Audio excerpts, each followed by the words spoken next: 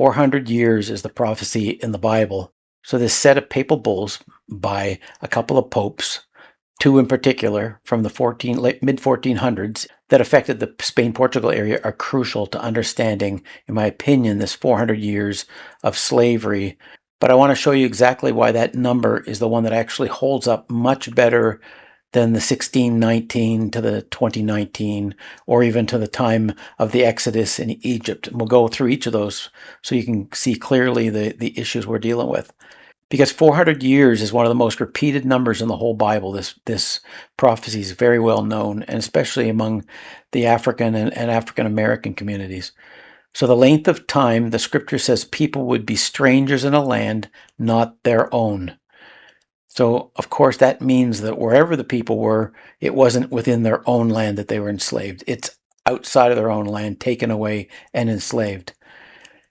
And like I said, I've seen three different answers, or three different people's different proposals, I suppose, for where that number actually lands or comes from in history. Some point, like I said, to Egypt and the time from Abraham to Moses coming out. But that's got some real issues we'll get into. There's another one that's quite famous from 1619, when the first English slavers brought slaves to America. But that's got some real serious issues as well. I've come to believe really that the strongest fit has to have something legally binding, something that brings the people into slavery at a certain time, and something that actually takes them out of slavery at a certain time. At least to me, there's got to be some window on both ends to make up the 400 years, or else you could basically call almost any time the 400 years. So a series of documents signed by two different popes, three different documents, but two different popes, turns a regional trade, or even an Iberian trade, or Spain-Portugal issue, into all of Africa, or at least the whole west coast of Africa, into the Atlantic slave trade that we know. But before I deal with the bulls, before I deal with the bull, or papal bulls, not the ones that run down the roads in Spain, but before I deal with the bulls, the papal bulls, and what happened and what it caused for hundreds of years, I need to go over the two other options quickly. I'm not going to spend a lot of time, but I need to go through the other two options for the 400 years so you can see which might have the best fit and see whether you think what I'm coming up with may be, or it's worth looking at. I think we all know the traditional one, right? The 400 years, like I said, from Abraham through to Moses in Genesis 15. They shall afflict them for 400 years. Then that is the prophecy, right? But in Exodus 12:40, we see sojourning of the children of Israel was 430 years. Okay, so of course the timing isn't exact, but the sojourning where, right? They weren't just sojourning. Abraham wasn't sojourning in Egypt. He went there once or twice, and Isaac never went to Egypt at all. And Jacob only went to Egypt when he was old, not as a slave, but as an honored guest, invited by his son and the Pharaoh. And of course, we know Joseph was second in command by that time in Egypt. So they did not come in. None of the family of Jacob came in as slaves. So they were not in slavery or taken to another land, enslaved. That doesn't fit at all. They came because of hunger, or the father led them there. Pharaoh's own words to Joseph, I think this is important, in Genesis 45:18. I will give you the good land of Egypt, and ye shall eat the fat of the land. And again in Genesis 47:6, in the best of the land make thy father and brethren to dwell. So let's look at that explicitly. What kind of land were they given? The best land. Okay, why? Because Pharaoh loved Joseph. He gave him second in command. He elevated him above all the other princes and people in Egypt. And so when Joseph's family came in, they were honored guests. They basically saw Joseph almost like God because he can interpret the dreams. So they treated his family extremely well. Yes, that changed once the Pharaoh that knew Joseph died, but that does not leave us the 400 years. So this invitation to the best land offered by Pharaoh himself was not a sentence of bondage. And I think that's so important to get that clear. It definitely was not bondage. It was actually like they'd been given the Ritz-Carlton. They'd given the best land. Joseph rules as second in command, like I said, all over Egypt, but neither he nor his brothers spent even one day in slavery. They are not slaves. They are free men living among the Egyptians. The actual bondage, like I referred to, did not start until a new Pharaoh came in, and he did not honor the desires of the Pharaoh before him. So if the 400 years is meant to describe active bondage specifically, the math doesn't even work even slightly. There might only be 200 years that they were actually in slavery from after Joseph to the time Moses took the people out, not 400 years. And it's very hard to fit this one in. So for me, I wipe this one away. It doesn't work for me. I think the slavery, I'm going to do a video on this, but the slavery had to do with something else, that the Father was preparing a people for something else. A more modern belief that's really come up in the last few years, actually, and I've listened to some things on this, it's very interesting, but on the 1619, when the first slaves were brought by the English, not before that, we're talking just the English, and they came into the Carolinas, but that's 1619, but there's nothing other than those slaves arriving, and that's a fact. They did arrive in 1619. But the 400 years is very questionable, because what's the 2019? What stops the slavery was over back in the Civil War days. Doesn't mean people were treated well in America that were of those different skin groups, but that has nothing to do with this prophecy, in my opinion. We have to have a reason why we say it's 400 years, just as we did with Abraham and his family going in. It was weak on the coming inside. On the 1619, it's very strong on the coming inside. There is a caveat that's very important I'll go over in a second. But on the 1619, at least there were slaves that came in as slaves. But the slavery didn't last 400 years from 1619. The slavery with emancipation, as bad as it might be and as imperfect as it might be, slavery as an institution was over in the 1860s in the United States. The issue, and why I think this one has some interest, it's super interesting actually, is because the prophets in the Old Testament, for those that, like me, I love the Old Testament prophets. So when they're using the words like mountain, that often means a large country, a big important country, and a hill can be a small country. And Babylon can be a system, not just a place. So when we're reading Revelations, the book of Revelations about Babylon falling, the original Babylon fell a long time ago. So we have to look at different things, even calling people different groups and different names and saying that applies to these people. That can be, but at least I do believe the prophets, when they saw the future, they used the terms that they were comfortable with. So Babylon, the system, a religion mixed with politics, that fits. And when they use Egypt, I also think we have to think, is that the Egypt that was the great nation back in their day, or is this some other great outstanding nation in our day where all the trade and all the whole world focuses around? So in my opinion, for me, Egypt is America, okay? And Babylon could be America, but it could also be the Western countries, the whole Western system, including from the Pope and all the religions, everything through that could be Babylon. But Egypt, I do believe, fits very well with America. So in the scripture in Deuteronomy 28:68 says, "The Lord shall bring thee into Egypt again with ships." Okay, and if you think of that, then it's like, oh, okay, yeah, that makes sense, because they came into not the real Egypt, but the Egypt, the empire, what an Egypt might look like in our day. And they were brought in by ships. We do know that. One of the caveats I'm going to talk about in a minute is that when the first Spaniards came here and the first British came here, their first slaves were not coming from Africa. Their first slaves were the native peoples of America.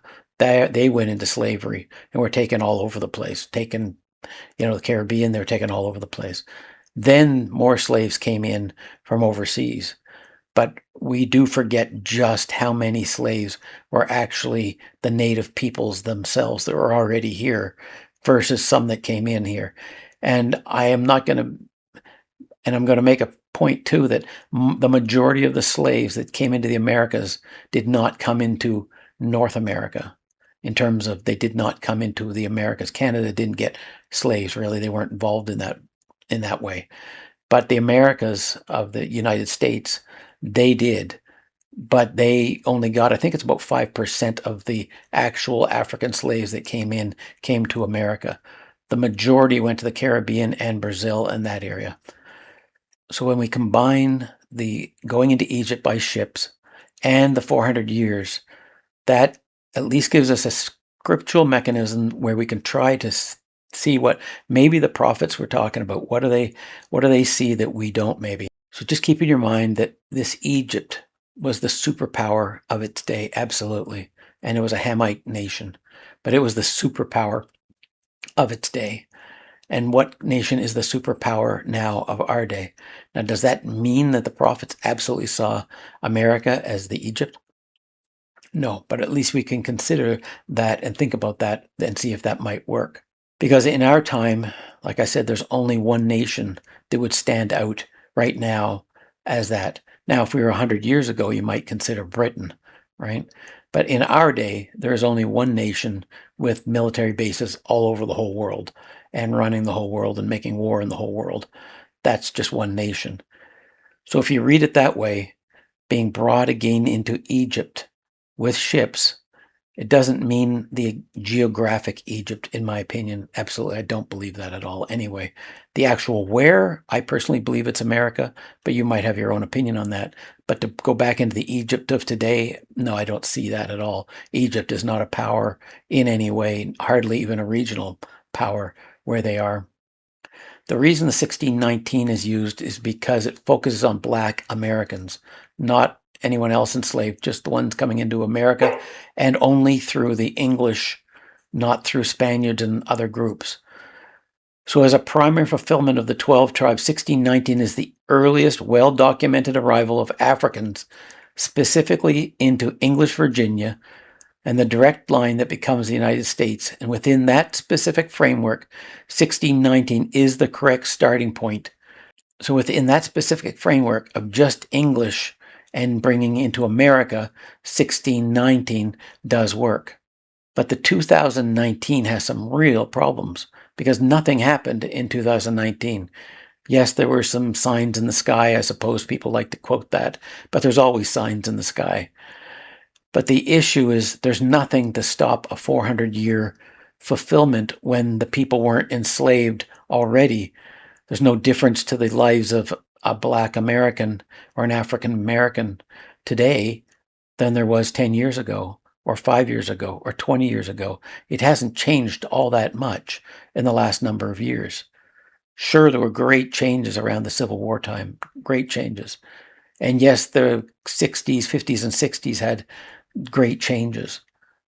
But since then, it's just, little teeny changes. There's no reason to say that 2019 is the end date. It doesn't have anything other than that some newspapers wrote about the issue that 1619 to 2019. But that's just some scholars saying that, hey, those dates that's interesting. But get this is very important for those that like the 1619. It only works if you're dealing with the English. Only the English, because if you read it more broadly, Israel enslaved in a land not of their own, okay? It doesn't say it's America under English rule, because even 1619, it wasn't America yet. It was still the colonies. So there's no saying that it was Spanish or English, because the Spanish and Portuguese colonies had already enslaved Africans in the Americas 117 years before that date of 1619. And we're talking in the Americas of where the U.S. is today, not just in Brazil or Caribbean islands. We're talking about in the mainland of the United States. Before the British, there were African slaves, over 100, that were brought in to the area. In 1526, 93 years before Jamestown, Spanish colonizers brought about 100 enslaved Africans to a settlement on what is now the Georgia or South Carolina coast, called San Miguel de Guadalupe, or Guadalupe. Within weeks, those enslaved people rose up during the Spanish leadership struggle, set fire to the captor's house, freed the captives, and escaped. The first recorded slave rebellion in what became the United States. So Spanish expeditions had already enslaved Native Americans, as I already mentioned, but in the same region for years, and then they had 100 African slaves that escaped as well. So the 1619 date is only usable if you're only considering the English, not everyone else. But if really it doesn't say in the scriptures that it's the British, it just says people being taken to this new land, which then became the Egypt of our day. But it's still North America, and it's still what is the continental United States today. The Spaniards set up a settlement and came there almost 100 years before the 1619, and their slaves came and they escaped and lived among the native people. There's also another problem with the end date. As I already said, it's not just that there was nothing happened, but if you look at the 400-year thing in the Bible, there's the exodus of Moses. There's some break. There's some thing happens that actually there's a set, boom, stop. Something happened. Because if we look at the 1865, the 13th Amendment in the United States, that legally ended slavery. That was the benchmark. That was it. Over and done right there. That date, 1865. And that's kind of what got me thinking, because if that date's important, slavery ended then in the United States, and it kind of ended everywhere about that same time. Not perfectly, but really the U.S. was the biggest place where a lot of this continued to happen for so long. This 1865 date is so important that I'm going like, okay. Then I was looking at the 1619 date, and I'm going like, well, that doesn't kind of jibe. It doesn't make sense that's not 400 years from 1619 to there. And then I've been thinking about it for quite a while. And then I looked at the Spanish Inquisition because I watched a show from Curameo, Oahu, excellent show on the Inquisition and what happened to the Spanish Jews and the Moors in the late 1400s in Spain. But still I was going, okay, well, that's almost the time of Columbus, 1492 time. And I'm going, okay, yeah, that's closer. That's more like 350 years. It's not quite fitting, but it still made a lot more sense than the 1619 for me. But then I was watching another show, Yeah Is Real, and he was bringing up some other documents, and it was very fascinating about these papal bulls, and I'll get into that in a minute. But then these were from the mid-1400s, 1452, in that time period. And then I'm going, okay, well, the Civil War and all that's 1865. Like, that is getting into the 400 range, very close. And I'm going, okay. Because remember, I'm not telling you this is the way it is. I'm telling you this is kind of how I worked it out. And maybe someone else has already mentioned this, and that's fine. But those two people, Curameo and Yeah Is Real channel, really helped me, give me some documents to feed into this idea of what happened here. Before we get into this third candidate that I wanted to discuss that I just talked about a minute, but it's very important. There was a community called Bani Israel in where the Sahel is today, or Burkina Faso, Mali, Niger, that area of northern Africa.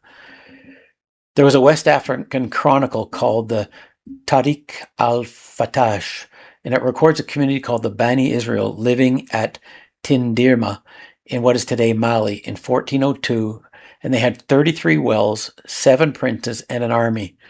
And they were Jewish, okay? They were in Africa, and they were Jewish. This manuscript carrying this detail has a documented, complicated history, okay? So I'm not going to, the translations and all that kind of thing have some doubts, but this part, I couldn't find any reason that this would be falsified, and so we'll just go with it. So at least you can look up yourself.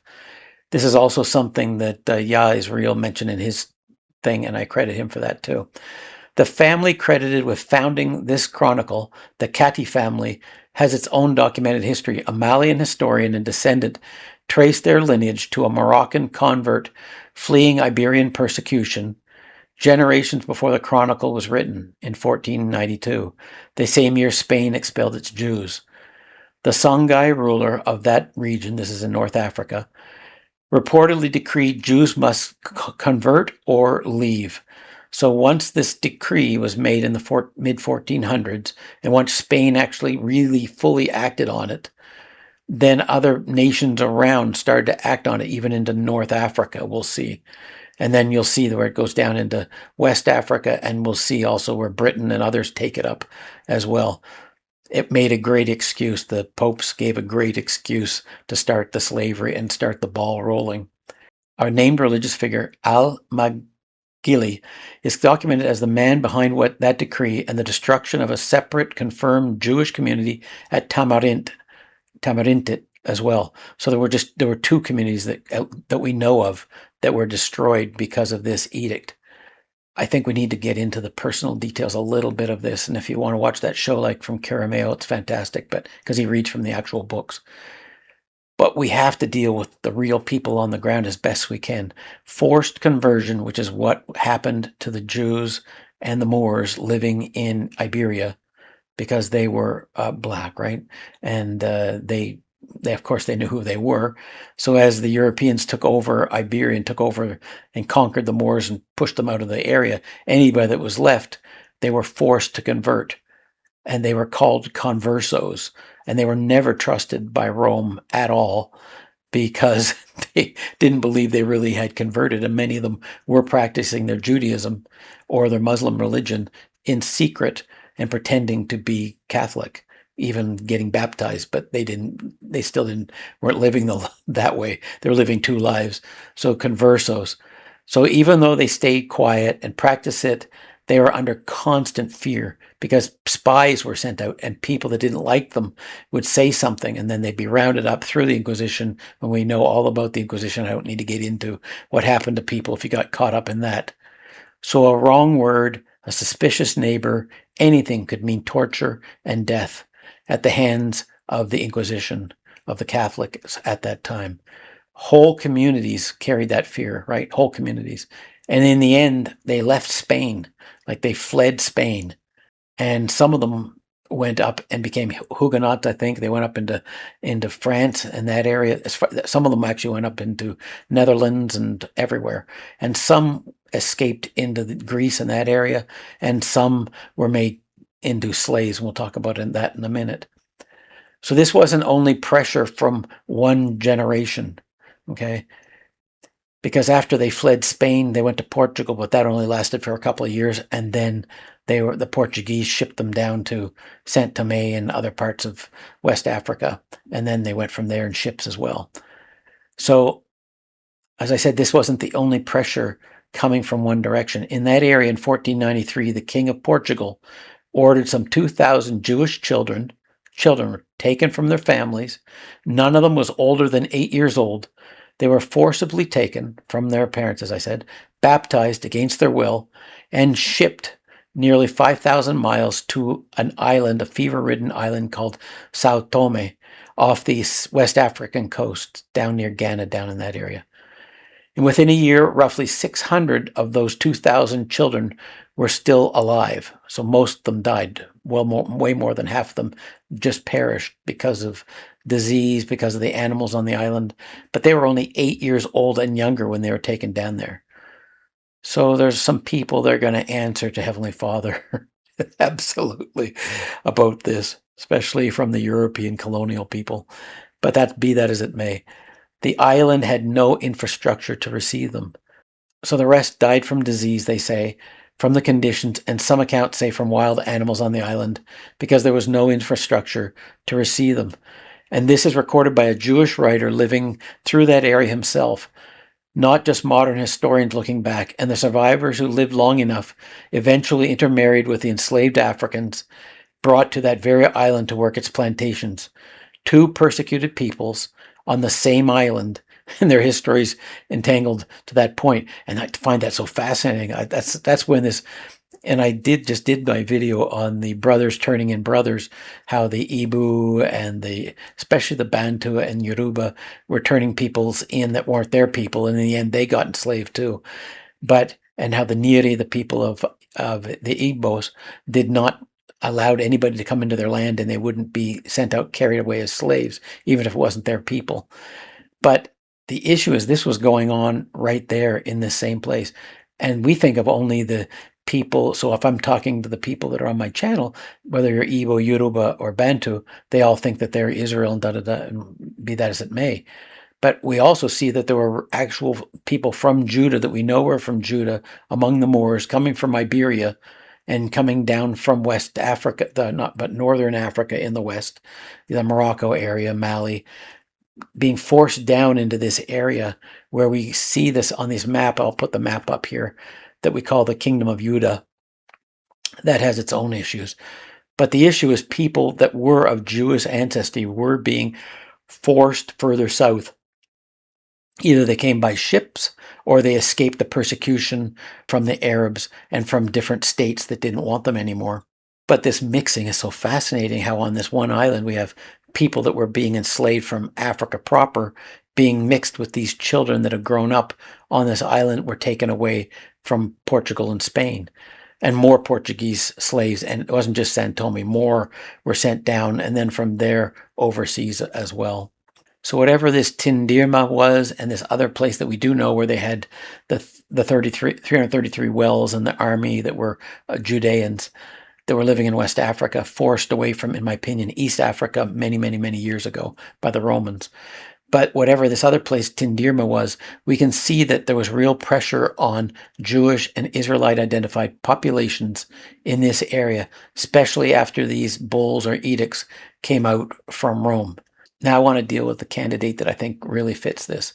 In 1452, Pope Nicholas, this is Rome, of course, in the Catholic Church, the fifth issued Dum Diversus, D-U-M, not dumb like,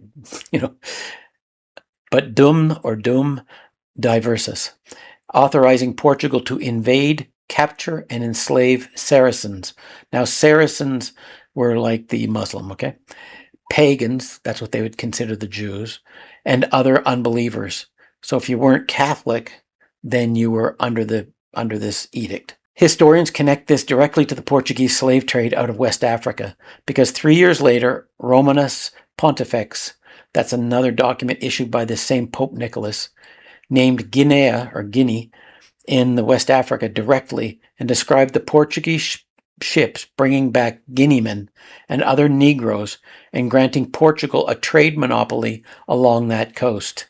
So who gave the Ishmaelites, if we want to call them, I call them the Ishmaelites because Joseph in Egypt was taken away by the Midianites or the Ishmaelites.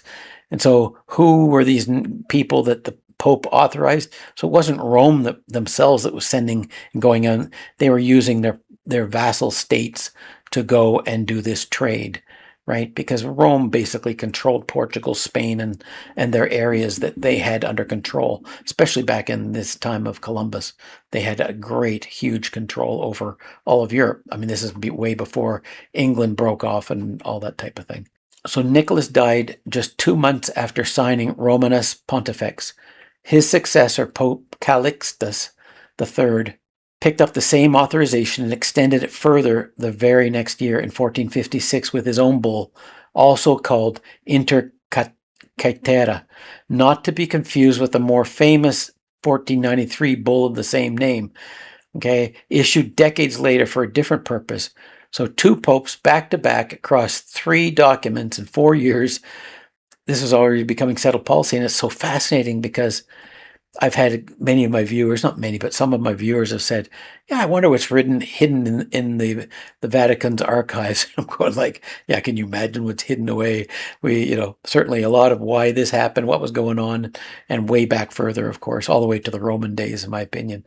But it is fascinating to see that it wasn't just one pope with a vendetta. The second one came in and followed along right in the footsteps, and the next and the next and the next. So there was something driving this. It wasn't just one pope that had a distaste for Africans or melanated people. This was going on. Something was going on in the church and in those days to perpetuate this issue. So think about what this meant for real people in these empires. Reduced to perpetual slavery. That's the words used. Reduced to perpetual slavery. If we look at the Caribbean and what happened there, in Brazil and what happened there, and if we look at the Americas, especially the south part of the United States and what happened there, it's like, yeah, perpetual slavery. And they aren't in perpetual slavery anymore in the United States, but they're in perpetual difficulties with the courts. It's not, you don't change, as I mentioned in my last video. You can start to believe, you can start to learn, as I did in my video on Egypt, where the scholars are starting to come around to believe that yes, some of the pharaohs, the earlier pharaohs, were African and Nubian, and they can. But Diop, who worked on this his whole life, finally a few scholars come around to it. But the people, if you go out into America or Europe or even in Africa, I think, and you ask, were the pharaohs European or were they black Africans? And they're going to say European looking. They're, because that's what we've been taught. You go look on the internet for pictures of the pharaohs, and what are you going to find? You're going to find, the Ten Commandments. You're going to find gods of Egypt. You're going to find that's the vision we have been given and taught. And so it's the same thing here. It's very hard for us to understand how this whole slave trade happened and who started it and what happened and what financed it and what moved it along. But to reduced to perpetual slavery meant a person taken from their home, their wife, their children, or their children taken, but families broken up, stolen away, taken away, reduced to nothing, no rights, no nothing, put in ships, taken away, and basically cattle, and used for that their whole lives. Sometimes branded, sometimes all terrible things that happened. But they were packed into ships where the death rates during the crossing routinely ran into double digits. And if they survived that, they were born into a system where their own children would inherit the same bondage and often be taken away and taken to other places, and their wives taken away, and generation after generation with no path out. 400 years. So this wasn't a policy just on paper. It was a mother and a father and children being completely devastated, their lives devastated. So a man, a pope, reduced these people and those that went along with them, because it wasn't just the Pope, it was the Portuguese and it was the Spanish big time that went along with this, then the British, then everybody else. But we can trace these dates with documents, and the harm done we can't really trace very well. The tears and what happened we can't trace, and anybody wants to add some comments here, I'd love to hear what your families might have gone through. It'd be good to have the comments here so we can get to see what the actual physical harm done to people was. But this didn't stay contained to West Africa alone either, okay? Because the Diversus, this papal bull, authorized action against Saracens, which is Muslims, and pagans. So that meant anyone tied to the Moors, anyone in Spain, and then anyone in Africa, basically. Because if you weren't Catholic, then you were pagan, right? And if you were in South America or any Central America, the Americas, you were pagan. All of them. It applied to everywhere that countries controlled by Rome were going. That was the law they were living under. The Spanish Inquisition in 1478 was specifically after and targeting the black Jewish population, okay, of Iberia or Spain, Portugal. It's related, completely the same thing, really, but it's related, but it's not exactly the same thing. But together they built a legal and religious architecture that reached not just the Jews, but the Moors and all the Africans. But together they targeted a legal and religious architecture, as I said, and it reached not just the Moors, not just all of Africans, everywhere. And in this is when we start to see the religions really get involved. I don't mean just the Catholic Church, which we saw. We see the Protestants jumping in full hog, especially the British. And what do we see being taught at the pulpits in England and colonial America? That Ham is all of Africa, and Ham is cursed. Well, Ham was never cursed. Canaan was cursed. Ham was never cursed. But they use that because they fall into the same thing that the Pope is doing, and they see, heck, we can use this for our benefit too. We can use not the papal bull per se, they started to use the ham as all of Africa and all the people that are melanated are uncivilized, so we can just take their land and take their gold and their diamonds and take everything. And I'm doing another video. I'll put a link to that one here at the end. But this is such an interesting how these two tie together, because of course the Portuguese and the Portuguese and the Spanish, they were working for the Pope and for the Catholic Church.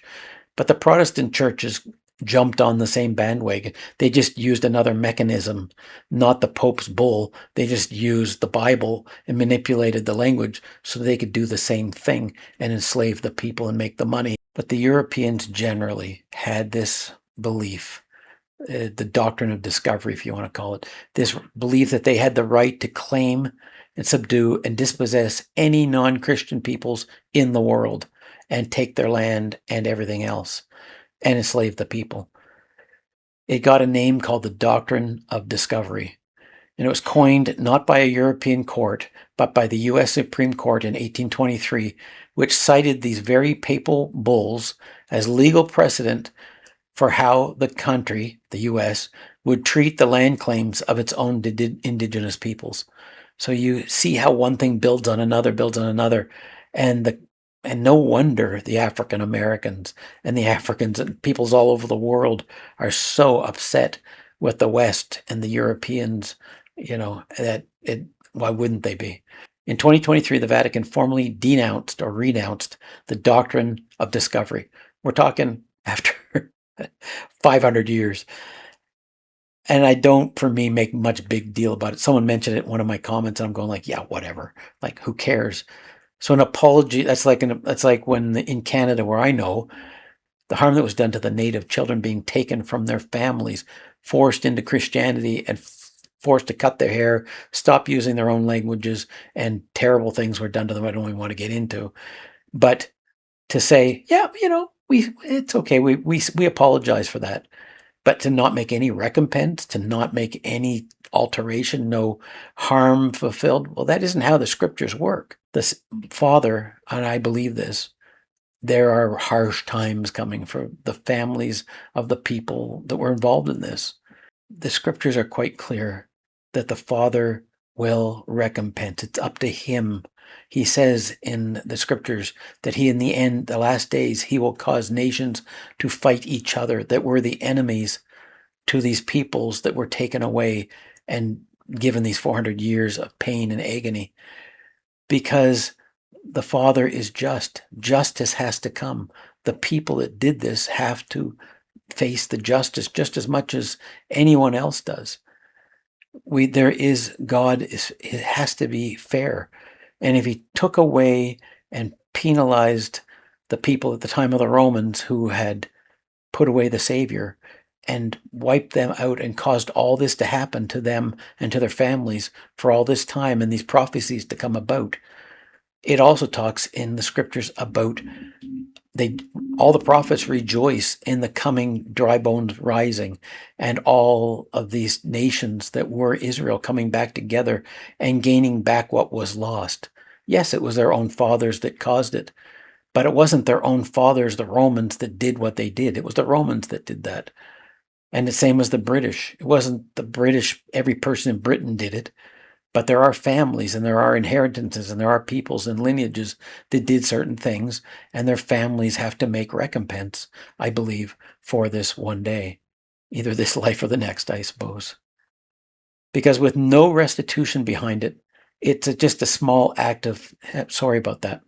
So looking at the math, the original one that people think of, the Exodus, doesn't work. There's only 200 years that they were enslaved. Still terrible, still a long time, but not 400 years. The 1619 to 2019, really it doesn't work for me, because there were already slaves being brought to America that escaped 100 years before 1619. And that's in America, which became the Egypt nation we have today. And 2019 is an arbitrary date with nothing that really happened to force that date, in my opinion. And if someone believes differently, please let me know why. The 1452 to to 1865 is 413 years. The 1455 to 1865 is 410, and the 1456 to 1865 is 409. So using the 1863 instead of the 1865, we can get down again to that 400 to 410 years. But is it a perfect 400 years? No, I'm not going to say it is. And maybe it doesn't need to be, and maybe it does have to be. I don't know. I just leave that out there for you. But in my opinion, the strongest from Papal Bull to the U.S. Supreme Court changing its way, that is 400 years, dang close. 405, 408, 410. It's very close. And I want to make a note. I'll put a little quote, just part of I'll put here a part of a post that on my last video on Brother Selling Brother. And it's true. You know, he kind of got at me a bit because I wasn't talking enough about what Rome did. And I promised him that I would do this video, and I will, because it's the truth, right? All we're after is to find out what really happened. But the traders, whether it be the Aro, the Oyo, or the Yoruba groups, or the Bantu groups that were trading slaves before they ended up getting captured as slaves too. All that happened. It's true. It is in the record. You can go look it up. But it doesn't excuse at all or erase at all what Rome did and what Portugal, Spain did and what the British did and what all these other nations did and still do in inflicting harm all through Africa, even to our day. Yes, there may look like they're in Africa. May even look in Africa that they have leaders that are African. But where does the power lie? It lies in the money. And who controls the money? Well, it's still the Europeans. And I hope one day that the Africans can find their way to be free of these colonial powers that have ruled them for a very, very, very long time. So there was real harm. Yes, there were African peoples, whatever the group. Some people think it was the Fulani, but it was all the African groups to one degree or another had people taking people from other groups and selling them to the Portuguese and the Spaniards and the British and all these groups. It was going on, but what was causing it? If those three nations, at least we're talking about, the British, the Spanish, and the Portuguese, if they weren't doing what they were doing in the New World and in Africa, then what would have happened? There wouldn't have been anybody going to the coast to trade off.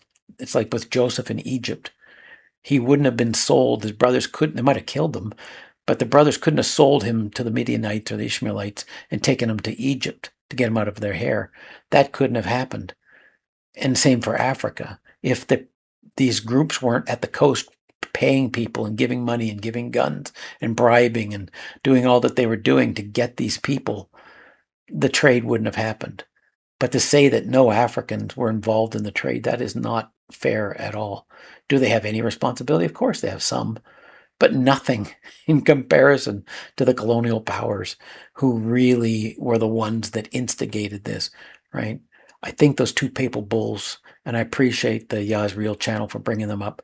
These papal bulls are fascinating because it sets an actual date that we can look at and go, right, that can be a start date. And then we can look at the Civil War and what happened, and we can go, that amendment, okay, that's an end date. And then we can work with that. At least it does sort of have some strength to it, I think. And I'd love to hear what you have to say and think about this, of course. I'm only putting this out there. I'm not saying it's fact at all. I never do. I try not to ever do on my channel.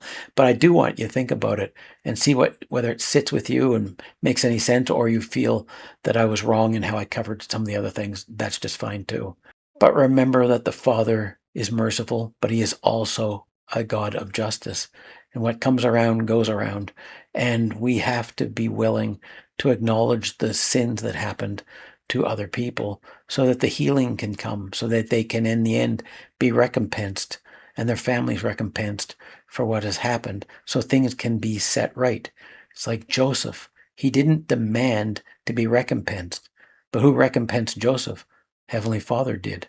And then his brothers wept on him, and they cared about him. Yes, they were scared of him, but they cared enough to repent and say, we're sorry, and there can be healing.